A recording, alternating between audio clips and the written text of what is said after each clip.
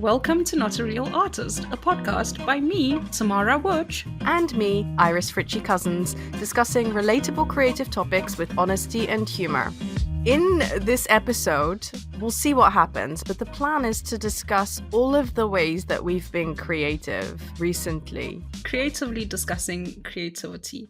But first, we have to just discuss who is this Tamara Wurch, and what have I done it badly? I'm sorry. No. And what has she done with Tamara Sagathevan? Did I also do that badly? Yeah, you did the Sagathevan worse than the Wurch. No, I'm kidding. You did Wurch. you did Wurch excellently. Wurch won. That's how you could probably remember it. Some people say Wurch instead of like witch. Tamara Sagathevan is dead. I have burnt her to pieces. This is such a horrible way to start a podcast. I've changed my surname. Boom. End of story. Okay, excellent. I got married, if anybody doesn't know that, and I thought very long and hard about changing my surname. That was not the only long and hard thing. I initially decided against it because I had one, feminism, getting married and feminism.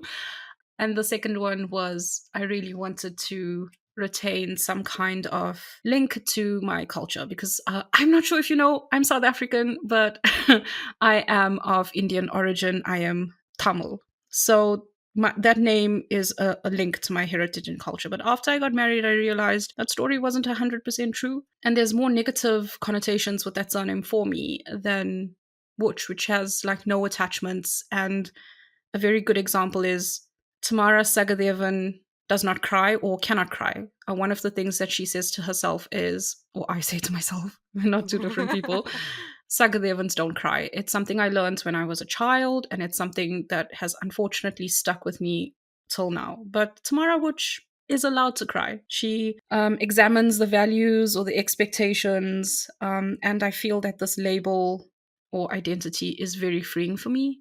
And I know that labels, permissions, identities, these things, we've discussed this so many times, can be a stop. But for me, I need what I need. And this is what I need, this permission, this label, this identity. But some people are struggling with it. Just the pronunciation, it's okay. It reminds me what you're saying about different identities and almost like historical attachments. I don't mean historical as in like in the past. I mean historical in your own life. I was talking to a couple of people recently about language, and they shared a video about like how if you hear something in your first language or in your second language, the reaction that you have and how you react emotionally might be different.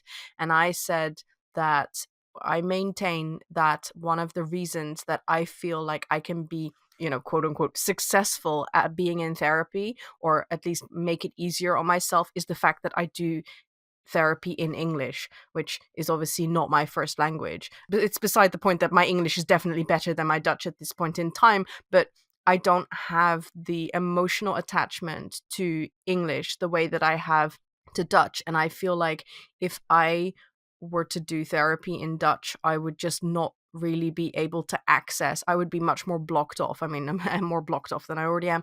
And then the conversation started going on about like talking to your kids in what language do you talk to your kids in? And I said, okay, well, that's one of the reasons I stopped speaking Dutch to my kids, as in like I used to only speak Dutch to my kids, and kind of doing the bilingual thing, and then they would have English from Andrew and from school and the wider world. And I said I stopped speaking Dutch to my kids because I felt like I was hampering my emotional relationship with them. Oh. Because I felt like I could not access, first of all, the language of an adult with my kids. It's not really so much about being an adult, but the language of emotions and feelings and openness and all that stuff. It's like as soon as I open my mouth in Dutch, it's almost as if there's like a personality transplant that takes place, and I'm not really in control of it. And sure, I've learned to express myself a little bit better in Dutch over the years, but it definitely doesn't come naturally. And it doesn't, like, hey, hi, I'm Iris and I do a podcast. I can talk fairly eloquently. I can't talk eloquently like that in Dutch. I can't gather my thoughts. I can't link concepts together and talk in a kind of subconscious stream. I can only, I don't know, open my mouth and hear other people and then cringe because I am saying terrible things that I obviously absorbed when I was a child, that are very kind of like, I don't know. Anybody who's bilingual probably like is nodding in agreement now. Yeah. So yeah. I think the thing that just really like blew my mind there was not just that you might emotionally stunted. That's what it sounds like that language Yes, is. absolutely. And I thought how even your relationship with your kids could potentially become emotionally stunted, because that is probably the language that you learned how to be emotionally stunted in the first place. Absolutely. So, like, Dutch to me is is the language of practicality. It's the language of I'm telling you what to do or how to behave or what not to do or how we don't. That's not something that you do or don't touch that. Those things fine in Dutch, but talking about how you're upset and how you've got big feelings and that kind of stuff. No, I just don't have the vocabulary in terms of the words, but I also don't have the emotional vocabulary. Just doesn't come in that language. It just, it just gets stopped. So yeah. Yeah. Yay, English. You know what? For the first time, yay, English. Yeah, exactly.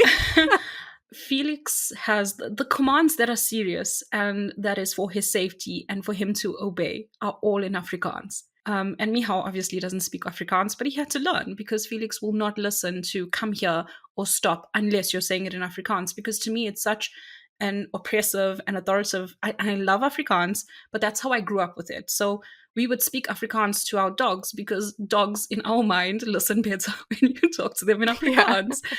And it's always that for me, like when I get like really super serious and if I'm trying to, I think, almost be a bit aggressive, my Afrikaans comes out. But otherwise, it's all the other wonderful languages. And I love that. And I was going to say, what's the link between creativity and speaking all these languages? But I am literally just pushing the subject in. Oh yeah, no. Let's talk about the subject. No, but I'm interested actually because we were talking talking about. You were telling me recently about how you've been doing different things, because I think what I can say with some certainty is that neither of us have been painting very much recently. Is that right? Yes, it's true. She said. Well, it's like, softly. Why are we even doing a podcast? How delegitimized are we for not painting? No, but you were telling me about other things that you've been doing, and I have a similar experience in that I haven't been painting a lot recently. Like, there's not so much output. But when I was, like thinking about that and then like self-flagellating, like, oh God, Iris, you haven't been painting. How bad and terrible of you. Are you even an artist? And then I was thinking to myself, but hang on, I've actually been super creative. I have felt creative and creatively inspired, just not necessarily in the painting realms, but in other realms. And I do think that sometimes when we compartmentalize, this is a valid form of creativity or of expression because that is my job title or the thing that I see myself as, and oh, this other thing, oh sure, but that's just a hobby. That's not. But actually, I think it's all connected. The thing that connects it is us as a person. You are the person either painting or engaging in another form of creativity. So yeah, tell me a little bit about the forms of creativity that you have been engaging in recently. So I definitely do want to tell you about that, but what you've mentioned, I just want to pick up on that a little bit more, where you said painting seems more valid. I've really been thinking about that since our last conversation, why that's so. And it is because painting, which seems much bigger than I'm just an oil painter or an acrylic painter, mixed media artist gives you a lot more options.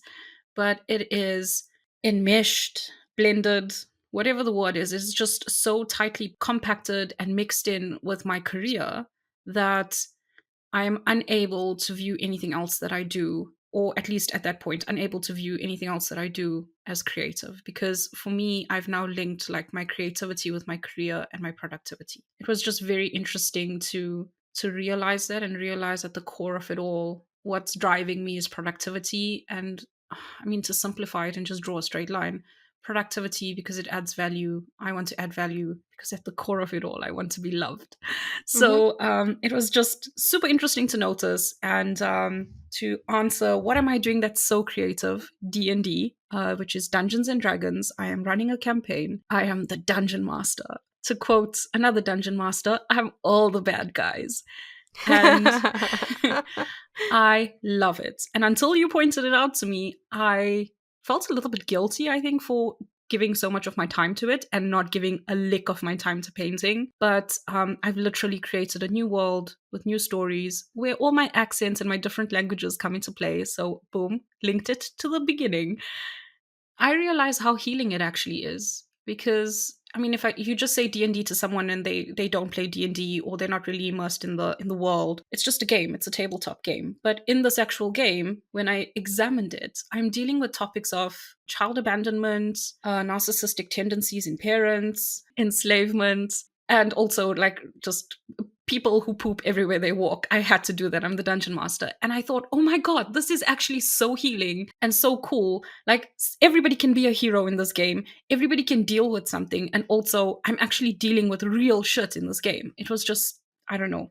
It made me feel not that it's productive, but that it is equally as valid as the healing that I do with my other creativity. That's such a good point. And I mean, personally, I think that specifically being a dungeon master is really, really creative. Like, it's one of those things that where I kind of feel like to myself, like, I could never be a dungeon master because I am not that creative. Like, I can hardly like think of what my character is going to say, let alone like a whole host of characters. But I really like, I love the fact that you've kind of taken to that and you're like, I'm all the bad guys. I really like that. Like, it feels very free. Yeah.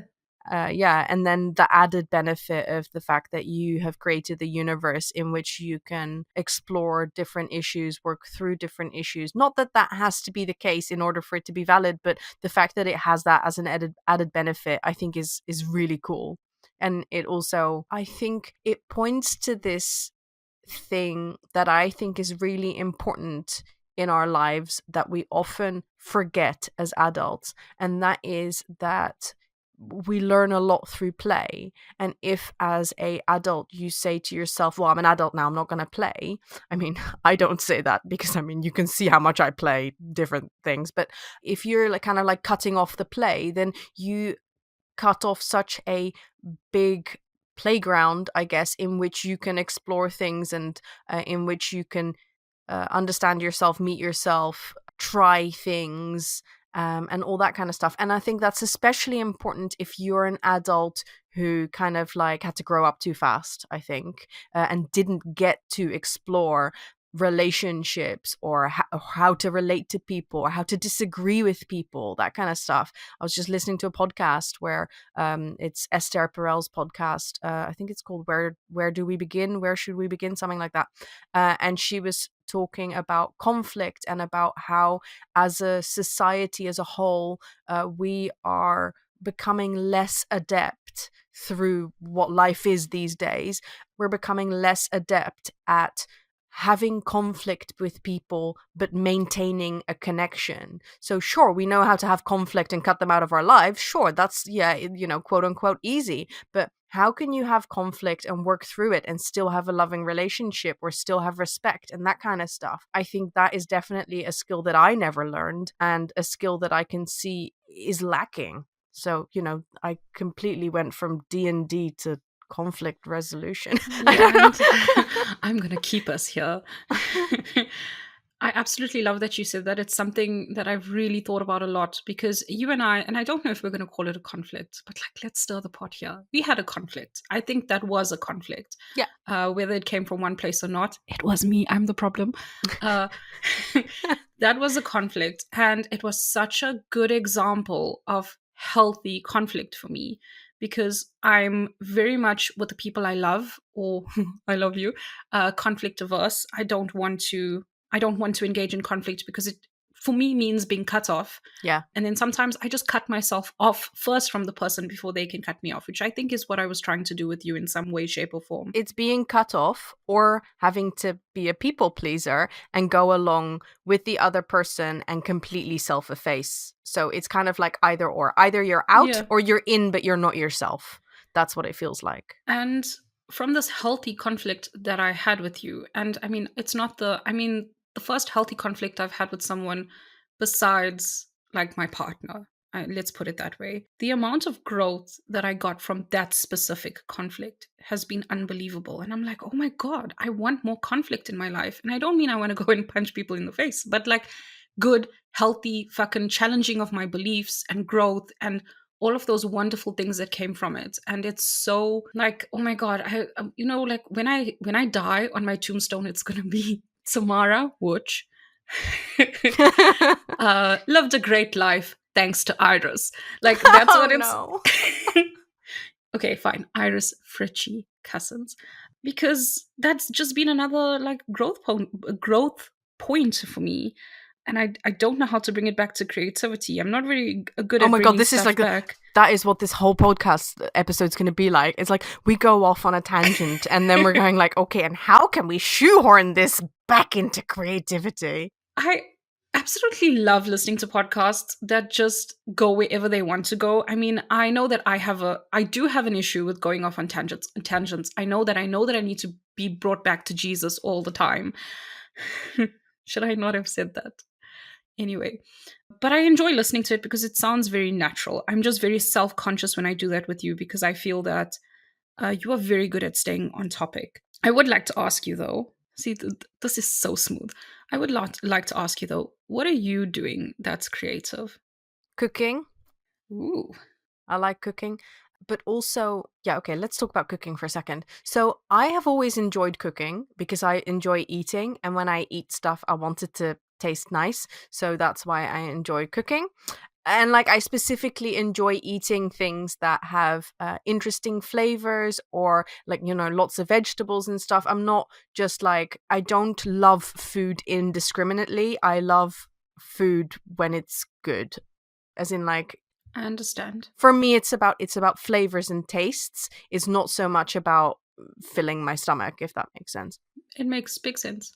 But having kids, and especially having young kids, it can really be difficult from an emotional point. I mean, yes, from a practical point of view, but from an emotional point of view, to cook things that you like, because you will cook something and they'll go like, I don't like it, or in the case of my youngest son, who takes it very personally, he will literally act as if I don't love him when I've cooked something that he doesn't really like. So it's been challenging, especially when they were little or like, toddler age, like once they start refusing certain foods and then it takes a while for them to get back to it.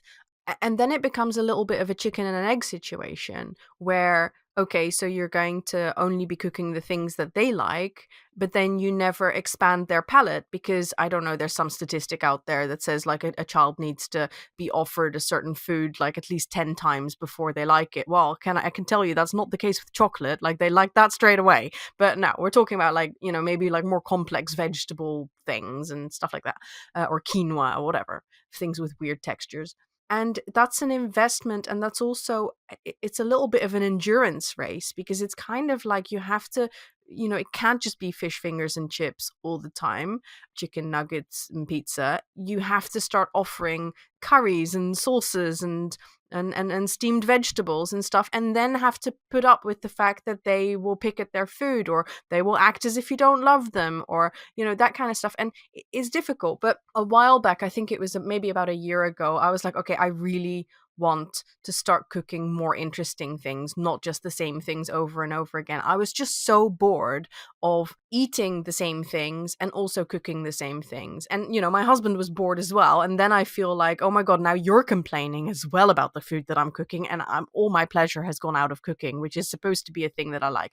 So what I did was I ordered once every 2 weeks, I get a organic veg box. It's a fairly small box. It isn't enough to last the 2 weeks, but that's on purpose so I don't get too overwhelmed by too many vegetables. But I get sent some vegetables every 2 weeks, and then I just, make up meal plans around it with a very well stocked cupboard where I've got like different things like rice and whatever, what's in a stock cupboard.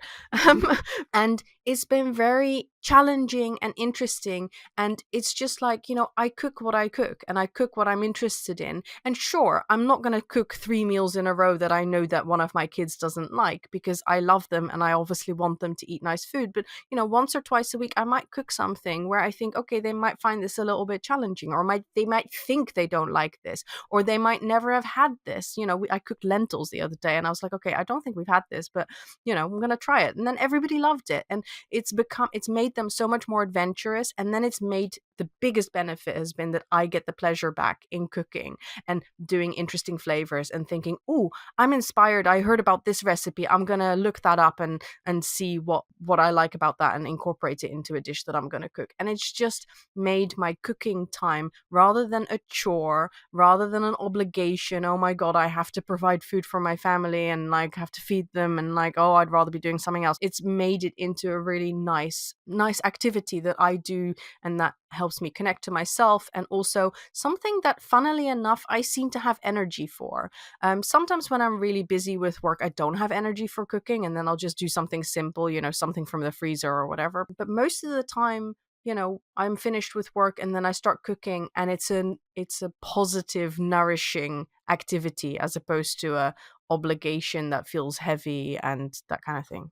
So yeah, that's been a really big part of my creativity. You thought I was going to talk about gaming, but no, cooking.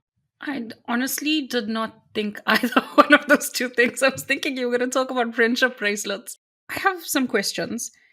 What I hear you saying is that you got the components for cooking for your creativity. Was it, I know that you had the additional barrier of your children finally getting to the age where they would be able to accept different kinds of food, but is it the sourcing of the components that makes it easier for you, as well as like what was the catalyst, that like encouraged this? I think it was lots of different little things. I don't think it was one big thing. The veg box is really handy because I don't have to make a decision, which I think might be intimidating to some people. Like, you get a box of like all these vegetables and it's like, well, I didn't want to eat spring greens. Oh my God, we get so many spring greens, Jesus. But, I'm getting better at like using chard and spring greens, like things that I would never in a million years buy. But it also means that I don't have to think about like in advance, what am I going to buy? And then also, inevitably, if I have to buy vegetables myself, I will not buy enough in order to, because I'd just be buying them for a specific meal, rather than, okay, now you're going to get given all these vegetables and you have to cook with them. Otherwise, you have to throw them away. And like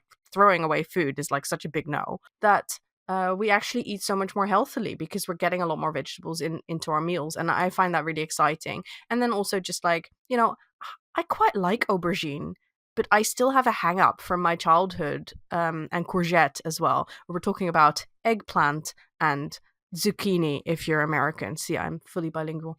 I have things left over from my childhood where I think I don't like those vegetables. So if I go to the shop, I would never buy them because I think I don't like them. As an adult, I really do quite like them. It's just that I still have this hang up about them. Same thing with things like lentils and beans, pulses, like lots and lots of vegetables, mushrooms. And so it's really interesting to just get given these vegetables and then have to do something with them. And then also it was a conscious decision to say, like, I'm so sick of everybody complaining. Like every time I would put food on the table, at least one of the three other people at the table would go like, oh, I don't want to. And I'd be like, I'm so sick of this. Like, I'm already people pleasing here. I'm already trying to cook something that everybody likes. And I still get this reaction. How, how fucking greatless. I can't think of my words. What ingratitude, ingrates. Ungrateful. Yes. Ungrateful ingrates, Yeah, troglodytes. exactly. And so I was like, okay, I'm gonna just cook to please myself. And it's worked. It's worked so well. And And it's especially nice when I cook something where I think like, oh gosh, this is a bit whatever, strange, or we've not had this before. And then I put it in front of everyone, and Andrew's great. Like, he's super grateful. He's always like very kind of positive and saying like, oh, lovely meal. And like he gobbles it all up and stuff. But it's especially nice when the kids finish their plate and have seconds. I make some kind of weird Thai soup or something, or I make a lentil curry or whatever, and they eat it up and want more. It's just very, very satisfying. And it's made me feel less intimidated, like, less intimidated to put things into the food that they might not like. And also, like, we have this like quote unquote rule. It's like you can pick anything out of the food that you don't like, but I'm not gonna like not cook with it just because you don't like it. So what I'm thinking about is, and I'm really not trying to shoehorn this one. Back to creativity. No, you're feeling, I think, seen and validated and appreciated. This is like somebody viewing your art and saying, "That's amazing. What does it mean?"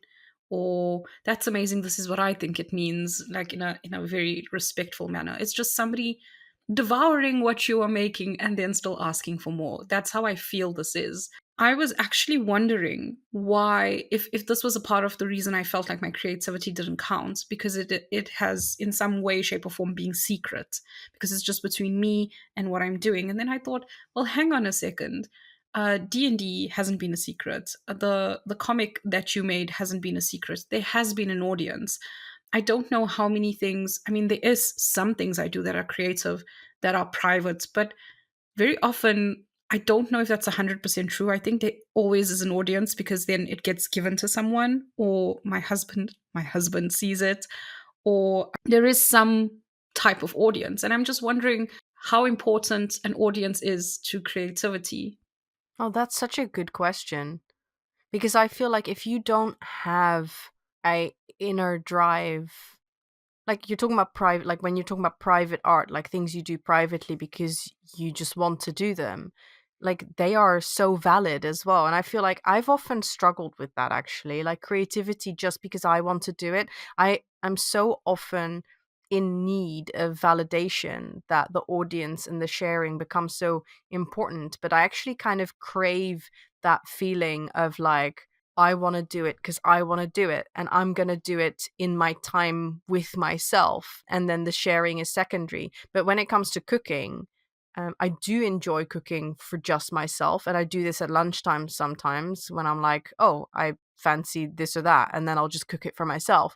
But one of the big kind of sustaining things for me when it comes to cooking is cooking for my family and knowing that they enjoy eating it and knowing that I am giving them healthy food, that kind of stuff. It's not just validation though. Like, this is what I'm thinking about, because what I'm thinking about in this act of cooking and the act of me doing what I'm doing, it's not just so somebody says, "Oh my God, Tam, you have such an amazing imagination. Oh my God, Iris, you cook so well," or "You're the best at doing whatever you did to lentils."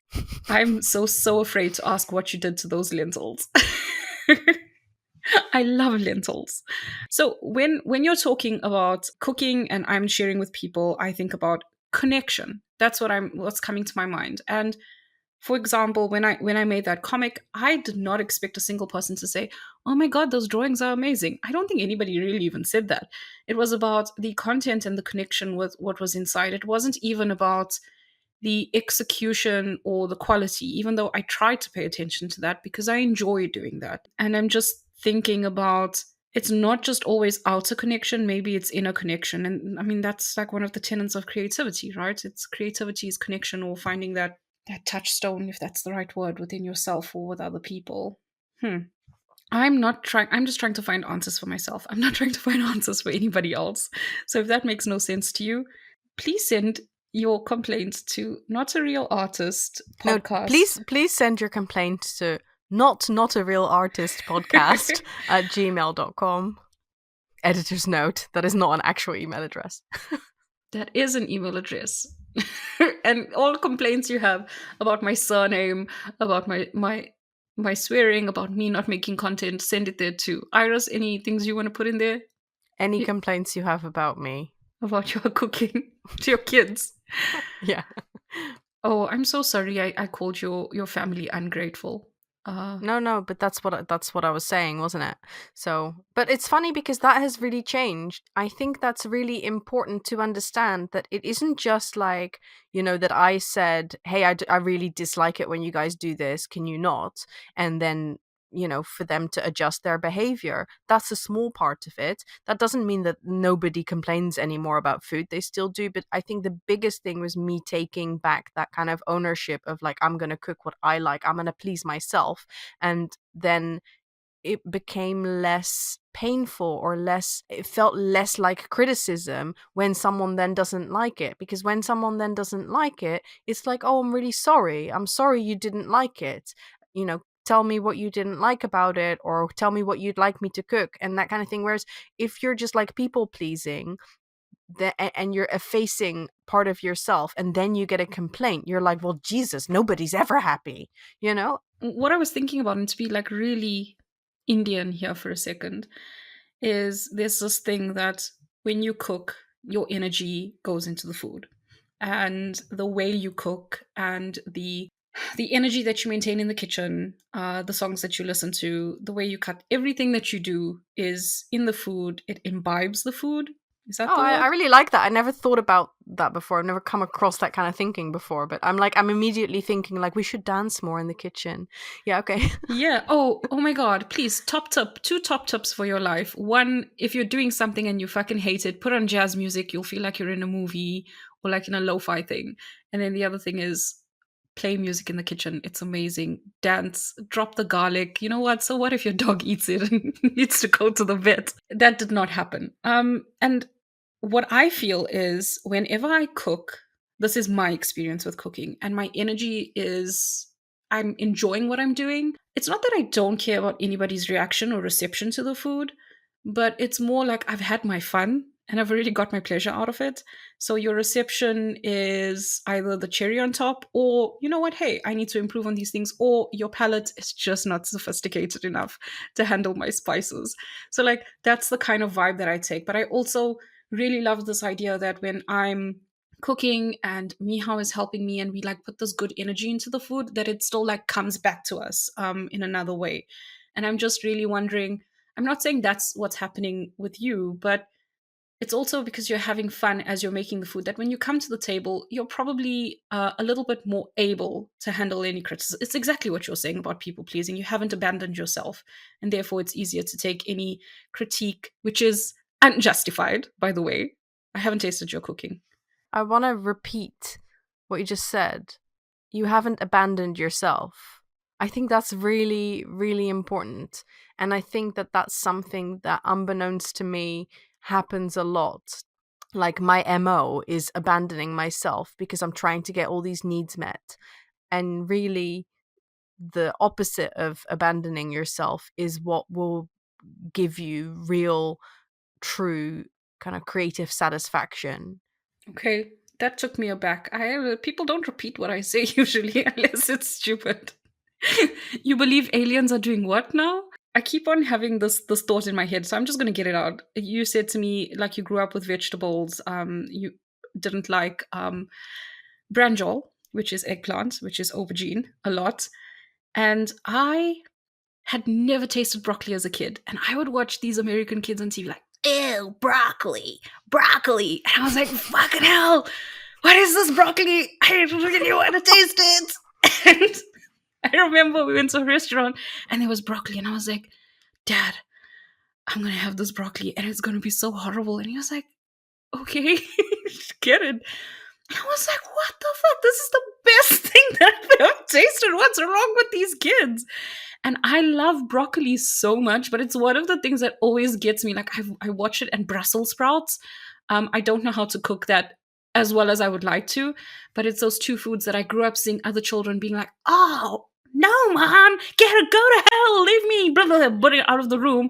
And meatloaf. That's something I haven't tasted as yet, but like, I can't wait to taste meatloaf. I'm so intrigued. And I have this thing of like other people's horrible experiences probably gave me so much pleasure that I wanted to have the horrible experience too. Mm-hmm. Iris, Why haven't I received a friendship bracelet yet?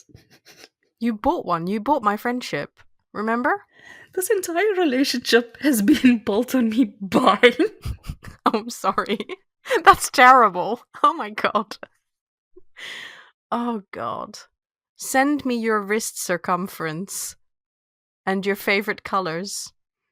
No, no. If you sent me a friendship bracelet now, I would die from embarrassment. No, I'll send it to you for your birthday, which is on the 19th of July. Isn't it? Yeah. Oh, My wrist circumference is one tissue. but diagonally, a diagonal tissue. It's these square ones. Yes, if it's a square tissue, the diagonal is still longer than the... No. Yes, the diagonal Is is it? longer than the two sides. Yes, Pythagoras disagrees with you. Oh fuck yeah, he does. But let's just make sure, because what if somebody never ever double checked Pythagoras? Yeah, Pythagoras by 3 centimeters. So can you work out the size of my tissue now? If you give me the length of your tissue, like on the straight side, I mean, you could just measure the diagonal. What is it? But what's the it's rule? it's a squared plus b squared equals c squared. Oh, okay. So let me tell you a story. It's because I'm really excited about this. So it's about maths, or math if you are American. Yeah, please pull me out of this. If it's about math, you're digging this hole deeper. No, it's about maths because I live in the UK. So my eldest son is in secondary school and he has to do maths homework every week. I mean, as I'm sure millions of kids do. And he doesn't really like doing it. It's an online system, which is it's very 2024, I think. It's so wild to me that all their homework is online and via kind of homework providers and stuff like that. And they don't even have books. It's it is wild. Anyway, he has to do this maths homework and he finds it difficult, not from the point of view of the actual maths, but from the point of view of motivating himself.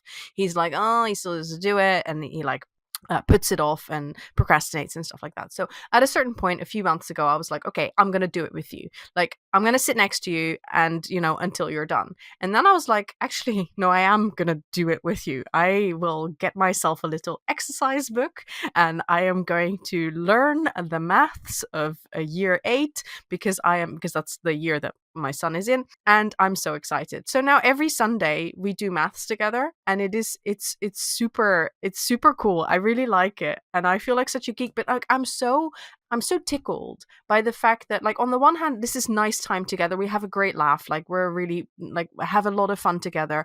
We're spending time together. He gets to do his homework, but I'm also just so very excited that I get to either re-practice my maths, as in re-remember, I'm sure there's a good word for that, things that I learned in the past, or learn things anew. I had a little bit of a difficult time when I was a teenager and I missed a lot of school, and there are certain things about angles that I never learned because I wasn't there at the time, and now I get to relearn that, and I find it really, it's really healing for me to be doing maths homework with my kid. Super fun. We haven't had Pythagoras yet, though. That was one of the things that I did remember. But I love the algebra, and I love all the things about angles and shapes, Geometry. vertices. I'm learning English because I never did maths in English, so it's very interesting learning. I love it. I would come home with full-blown A's in geometry and anything to do with geometry, because we had 2 separate papers. One was algebra and the other section was geometry. And algebra, I would come home and I would barely scrape. And it was just the teacher would say, how is this possible? And I was like, because one thing actually makes sense to me and the other one doesn't. And I do not, I abhor algebra, because if I had to say to you, Iris, can you please give me directions? And you say, okay, let that tree there equals X and the road equals Y. I would punch you in the face. Punch me in the face. Yeah, I understand. in the most gentlest way.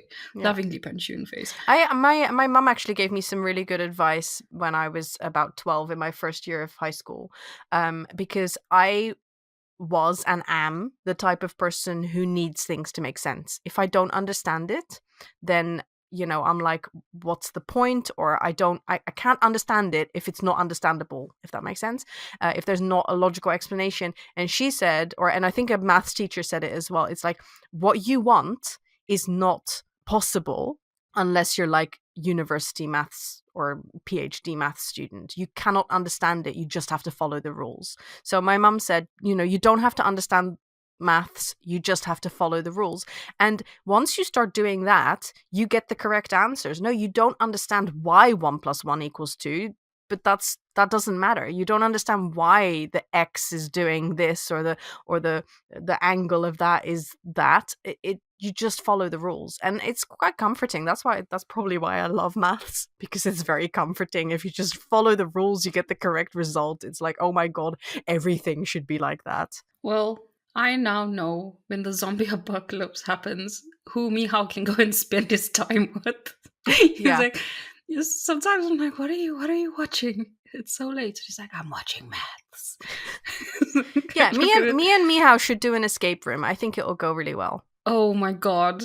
Like, hey, you know what? Fuck this. This podcast, we talk about what we want. We were in an escape room. So the other day there was a math problem. Just by the way, he was watching this math problem and the guy gave it. And I was like, yeah, okay, so there would be 8 left over. And he looked at me and he said, why? And I said, because if there's 8 stickers left over, then, like, to me, it made absolute sense. And he said, yes, but what's the proof of what you're saying? And I was like, the proof is in the answer. And he's like, yeah, but look at here, it says A. And I was like, oh, fuck this guy. And he got to the answer and it was the right answer. And to him, you need the proof in order for that answer to be valid. Whereas with me, I'm like, the answer is the answer. That's not the top point of the story. We went to an escape room once and we were fucking cruising. We were like, yeah. I was like, it was when I just moved here. So we were like 2 months into living together. I was like, oh my God, we're going to go home. We're going to bang after this escape room. We're going to, because we was just doing so well. And then we got to this briefcase and we had put in the numbers and we just could not open it. Now, this was probably the first briefcase I ever touched in my life. Like, I've seen them and whatever. I've never owned one. You have to push the thingies to the side. Jesus Christ, Iris. The guy was like, do you guys need a clue for the pin? And we're like, is this the pin? And he's like, yes. And then he was like watching us. And I think we were so frustrated. We were like, what's going on? And he was like, you need to push the... We pushed it. We did not end up having sex that day. We ended up... So, yeah, Mihao is super competitive in escape rooms. I am too, but I have a You're lot on the of same fun being team. stupid. You understand? You're on the same team. So I was gonna say K-pop. My brother, Mihao and I went to an escape room, and Caleb and I have a very similar sense of humor, and we don't take shit as serious as we should. And we were like, oh my God, this was killing me. And I turned around and I saw Mihao's eyes, and he was just like turned in, and he was like, have you checked the wall? But like so serious. I was like, no, I'm too short, I can't reach. And he's like, pick him up. Like, oh, fucking hell. Okay, I'm team Mihao, actually. No, like, after that first experience as well, I was just like, the smallest thing can throw you. Laugh after. Oh my God. Laugh after the escape room. Right now, we need to solve this. No one is killing us. We can take our time. No one is killing us. And like, are we not going to win anything for getting the best time? Pride, okay. Tamara. Pride. Wow, Crikey. This was a good podcast. You know what? I think it was. Yeah, you think? I think so. I don't think we maybe stayed on topic, but I really... The other day I listened to the episode that you sent me, and the parts that I enjoyed the most, and I'm not saying that we didn't have anything valuable to say, not at all, but the parts that I enjoyed the most, and maybe it's just because of the space I'm in, disclaimer, is when we were talking shit. And maybe that's very self-serving, and maybe it's just because I'm in love with both of us. But it felt like, honestly, like I was just listening to two friends. It didn't even feel like I was listening to myself. It felt like two friends having fun, having a laugh, and also talking about serious stuff. So I really am enjoying this podcast so far. And if you're not, you can write to not a real artist. Yeah. Well, that's great. Thank you so much for your time, Tamara. Thank you, Iris. Guess what? What? I don't have any tips or tricks today. No. You did say like 2 tips for something earlier. There are tips in this podcast. What was it again? Listen to jazz and then put the music on. Yeah. Listen to jazz and then put the music on. Is that like a dig at jazz? No, like listen to jazz when you're doing boring stuff, and when you're cooking, like put on like whatever is good energy, feel good energy music to you. Like a marimba. Like if you're making something that takes a lot of like tenderness and layering, you're not gonna want to listen to like, what's his name? Get out! You know that guy? No. Ask me about classical music. Okay. Well, somebody will listen to this and they'll know who I'm talking about. Yeah, exactly. To the window! Don't put that on. Absolutely will go. It's DJ John or something. Okay. Come on. This is why we need diversity on this podcast. Yeah, exactly. Yeah. Tamara is here for the diversity Little John. like quota. Little John. Little John. Okay. No, little. Low. Oh, sorry. I knew as I said it, I knew I was going to get corrected. Yeah. Lil Jon. And the song I was most thinking about, not like To the Window, to the Wall, Get Low, it was Turn Down for What? Do you know that song? Well, turn down if you need to like simmer it low. Okay. And here are the key takeaways. 1. We usually paint to express our creativity. Therefore, it can sometimes feel like anything that is not painting isn't necessarily creative, or has no common thread with our main creative practice. 2. We think that you will find that you're the common thread. You are the thing that connects all of your expressions of creativity, whether visual or not. 3. Creativity can also look like cooking with new ingredients or trying new recipes, running a fantasy RPG game, learning new subjects, making bracelets and comics. 4. Your additional creative pursuits don't have to be healing, and if it does feel like it is therapeutic, that is a happy bonus. 5. Whether your final creative outcomes are enjoyed just by you or an audience like your family, your creativity is meeting a need. 6. We hypothesize that these needs are the need to feel connected and loved, the need to feel seen or validated, the need to show up for ourselves and not self-abandoning. We would love for you to share with us the ways in which you've been creative recently. Mail us all about it at notarealartistpodcast@gmail.com. If you have a minute, we'd love for you to rate our podcast and share it with anybody that might find it valuable. Until next time, take care. Thank you for remembering how we introduce our podcast. You're welcome. Thank you for remembering your new name. I didn't actually. Let's cut it out. We're not racist. Okay, let's start again. Please cut that burp out. Yeah, I will. Until next time, goodbye.